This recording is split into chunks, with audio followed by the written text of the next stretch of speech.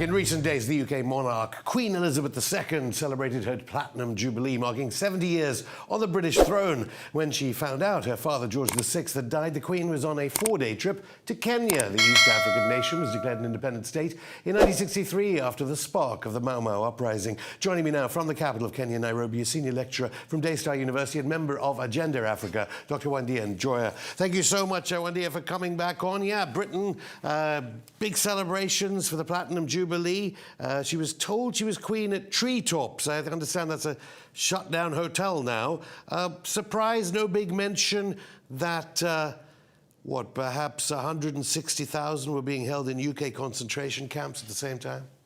Yeah, during the Mau Mau insurrection against the colonial government. So it's kind of ironical that they would be celebrating that without mentioning the circumstances in which she became queen. And in fact, the president's office was also celebrating that event. So it's kind of ironical.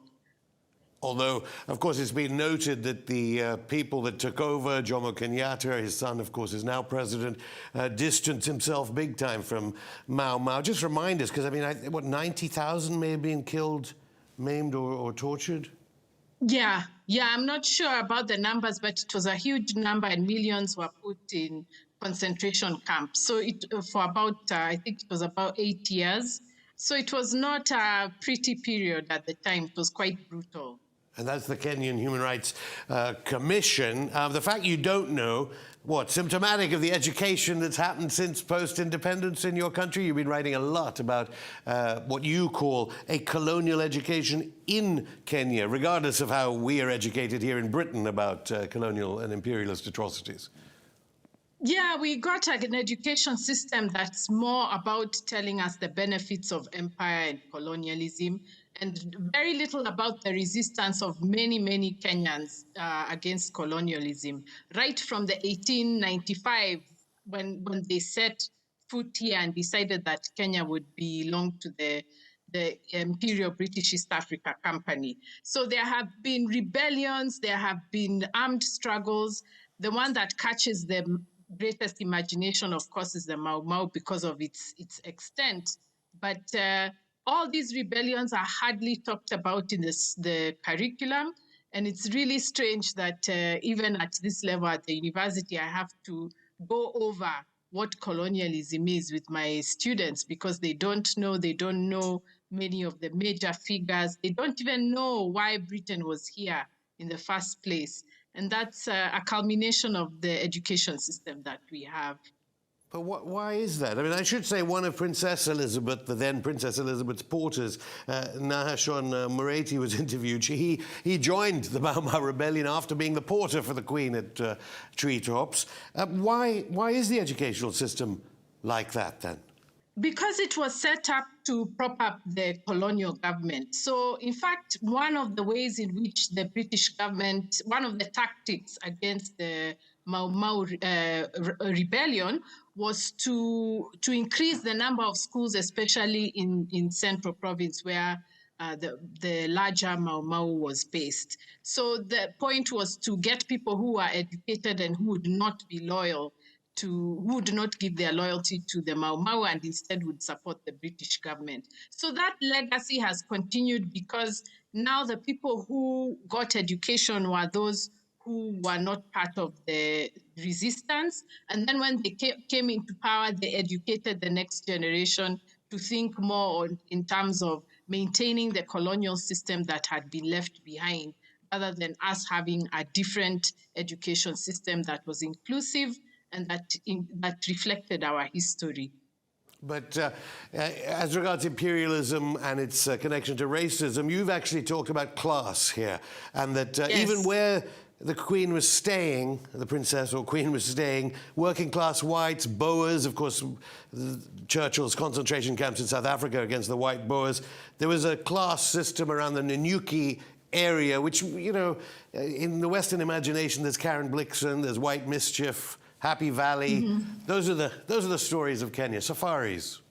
Yeah, in fact, Kenya was cast to be colonized by the elite of the British colonial state. So the people who went to Zimbabwe and South Africa were either the business people or just civil servants who are working on behalf of the state. But the people who came to Kenya and settled in the Nanyuki area were aristocrats, dukes and all those. So they came with that all the values of the aristocracy. That's what they brought here. The other problem for Kenya is that Kenya had the highest number of Eton-type public school bureaucrats. So it was not just the aristocrats who settled here, but it was also the education system.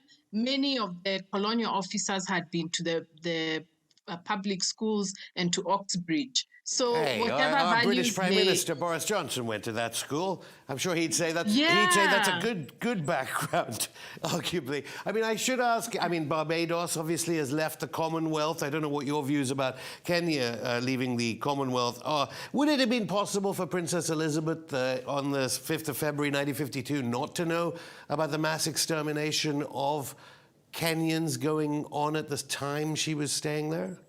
Even if she knew, it was inconvenient for her to know. And that's another legacy we have remained with from Britain, which is this culture of discretion, secrecy, and spin, that what is more important is that you have the system intact, and any stories that are inconvenient, you just keep them under the rug or you don't mention them at all. So even if she knew, it was inconvenient for empire, so it was easier and safer not to know. And that's a legacy which we have remained with even in Kenya right now. A lot of the problems that we have are swept under the rug, and we talk with the elephant in the room, but we never mention the elephant. What is that? The Commonwealth, imperialism, or the IMF? All of them.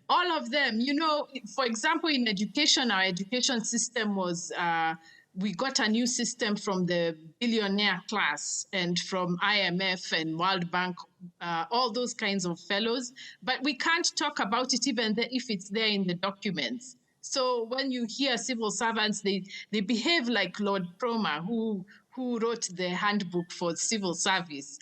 They just pretend it didn't happen. They just keep away the documents and just, brand the system as efficient.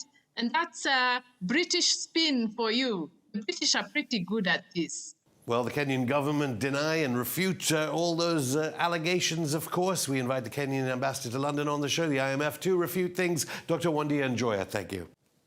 Thank you very much. That's it for the show. We'll be back on Wednesday, 17 years to the day the UN mobilized the Kyoto Protocol, the international treaty which extended the UN Framework Convention on Climate Change. Until then, keep in touch via social media and let us know whether you think Kenya is free from British imperialism. Thanks for watching this Going Underground interview. Don't forget to leave a like and subscribe to the channel with notifications on to never miss an interview. Now it's your turn. Tell us what you think by commenting below and getting in touch via our social media. See you next time. All that is solid melts into